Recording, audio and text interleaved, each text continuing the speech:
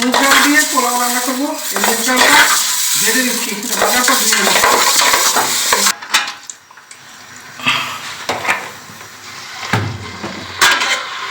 তেলের মধ্যে দুটো পেঁয়াজ দিলাম, পেঁয়াজটা ভেজে নেবো। এর মধ্যে দিয়েছি তেজপাতা, দারচিনি, একটা এলাচ।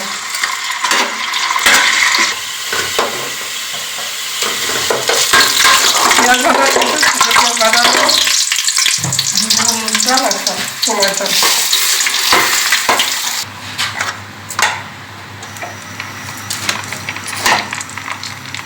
আদা রসুন কাটা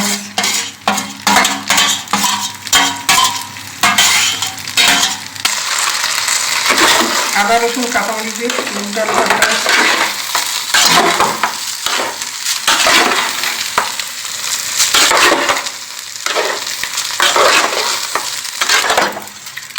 চাল ডাল আদা রসুন দিয়ে ভালো করে রেডি করে দেবো পানি।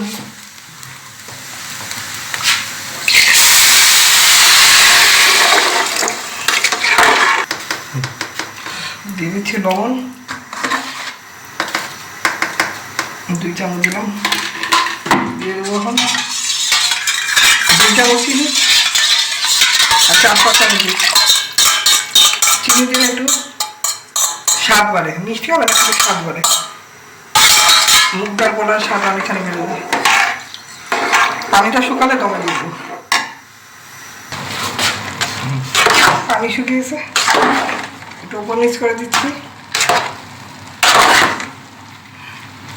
এখন দিয়ে দেবো দমে, জাল কমিয়ে দমে দিয়ে দেবো।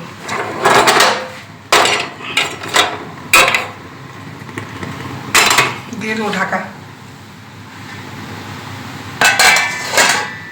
15 মিনিটের জন্য। মুগ ডালের পোলাও সেই জন্য রান্না করলাম। এখানে দেশি মুরগি কাঁচা জন্য আমরা দিয়ে দিলাম, এবার ঝোল দিয়ে দিলাম। দেশি মুরগি কাঁচা মুগ ডাল পোলার সাথে আজকে আমাদের সেই রেডি খাবার, সেই রেডি আজকে আমরা রেডি খাবো।